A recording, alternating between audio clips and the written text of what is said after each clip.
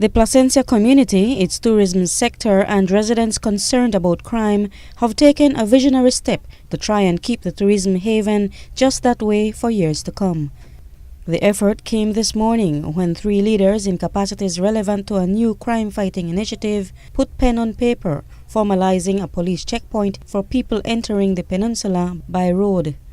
Stewart KROHN, the chairman of the Placencia Belize Tourism Industry Association, explained that the checkpoint is an upgrade from the ones that we are accustomed to in-country.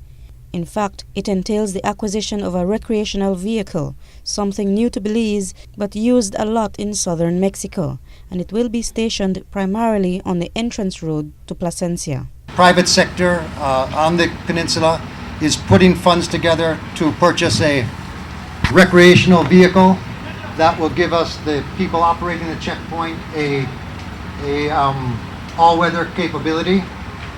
If people do get have to be detained, they can be detained and questioned within the confines of the recreational vehicle that we will have. The other signatory to the MOU is the Ministry of National Security, which will provide the police presence. It is this kind of community spirit, said Minister John SALDIVAR, that his National Security Ministry welcomes in its fight against the scourge of crime. And every community has residents, and the residents must begin to feel that they have, if not a duty and obligation, or an obligation, certainly they should be participating in policing their own village and in protecting their own lives and property. And this is the attitude that we need to cultivate if we are to succeed in our fight against crime. Crime, like education, is everybody's business, and this is what we want to inculcate in each and every one of you. Because Placencia is a major tourist hotspot, residents there want to assure law-abiding visitors that cracking down on crime doesn't mean losing the tourist-friendly attributes unique to the peninsula.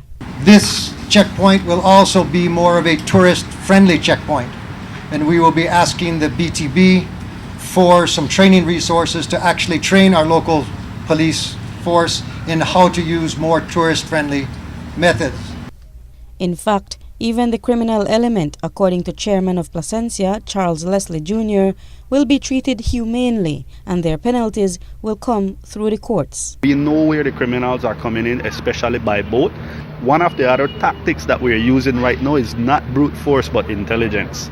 And the police have been spending a lot of time gathering as much evidence as possible, so that when they do move in on these criminals, it's not just to catch one guy or 2 guys. We want to clean out the entire set.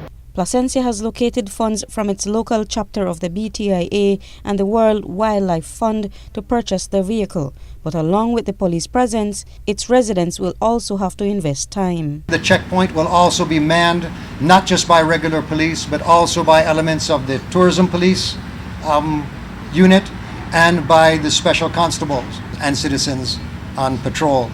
Placencia is not only accessible by road, it's a peninsula, which means you can approach it from any point from the sea. Any consideration being given to that aspect as well? Yes, I would like to once again thank the Ministry of National Security, because they have stepped up patrols, sea patrols within the Placencia Peninsula area, and we are also in the process as part of this initiative.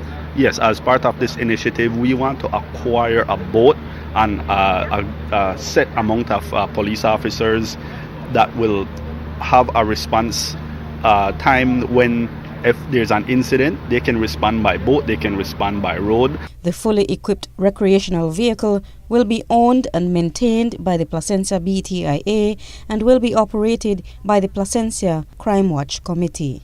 Reporting for Love News, I'm MARION Ali.